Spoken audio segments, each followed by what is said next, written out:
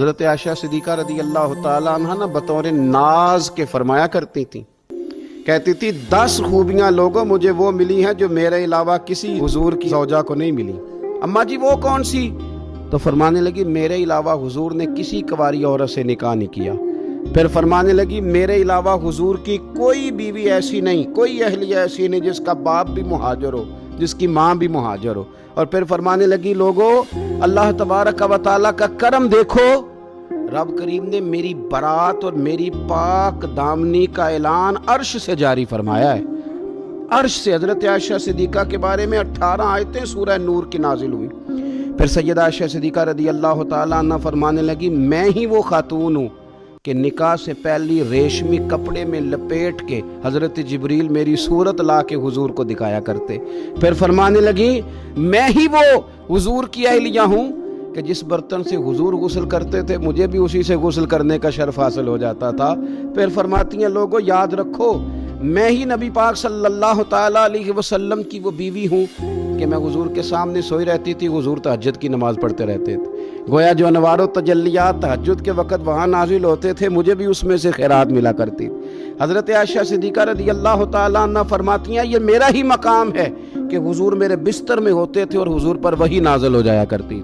پھر ارشاد فرماتی ہیں کہ نبی پاک صلی اللہ تعالیٰ علیہ وسلم نے مجھے ہی وہ مقام دیا کہ حضور کا نورانی وجود میری گود میں تھا جب نبی پاک نے وصال فرمایا۔ فرمانے لگی میں ہی وہ خوش نصیب ہوں کہ میری باری تھی جب میرے نبی پاک کا وصال ہوا۔ اور 10ویں نمبر پہ فرمانے لگی لوگوں میں ہی وہ خوش قسمت ہوں کہ جس کے حجرے میں رسول پاک علیہ السلام کو دفن کیا گیا۔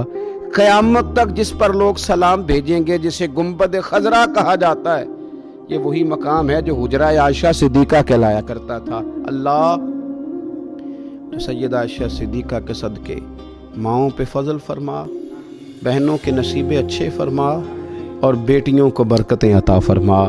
آخر دعوانا ان الحمدللہ رب العالمین۔ نبی پاک صلی اللہ تعالیٰ علیہ وسلم نا مسجد شریف میں آئے نماز پڑھانے۔ بہت سارے لوگ نا بچپن سے بڑی محبت والے ہوتے ہیں، چھوٹے ہوتے بڑے پیار والے ہوتے ہیں، عشق لگا سی کھیڈاں کھیڑ دی۔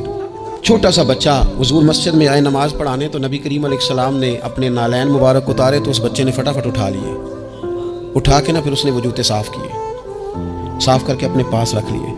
حضور نماز پڑھا کے باہر نکلے، چھوٹی سی عمر ہے، اس نے حضور کے سامنے نا وہ یوں کر کے نالین شریف رکھے، کریم رسول نے پہن لیے، حضور مسکرا کے چلے گئے۔ کیسا نصیبوں والا بچہ ہے۔ اگلی صبح پھر حضور نماز کے لیے آئے تو اس نے اسی طرح محبوب نے جوتے اتارے تو اس نے اٹھا لیے، پھر حضور کے جوتوں کو صاف کیا، پھر اپنے پاس سنبھال لیے۔ حضور نے نماز پڑھائی، فراغت کے بعد کریم نکلے تو اس نے پھر اسی طرح جوتے رکھے۔ تیسرا دن ہوا، وہ یوں سامنے کھڑا ہے، حضور نے یوں مسکرا کے دیکھا، کریم نے دیکھا، محبوب نے جوتے اتارے، اس نے تھامے، صاف کیے، اپنے پاس رکھ لیے۔ حضور تکمیل نماز پر باہر نکلے، جوتے اس نے سامنے رکھے۔ اب حضور نے پوچھا بیٹا کیا نام ہے؟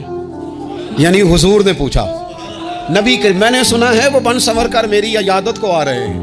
یہ دیکھو نا نرخ بازار محبت کا انوکھا ہی ہو گیا، نرخ بازار محبت کا انوکھا ہی ہو گیا، خود خریداروں میں شامل آ کے مولا ہو گیا۔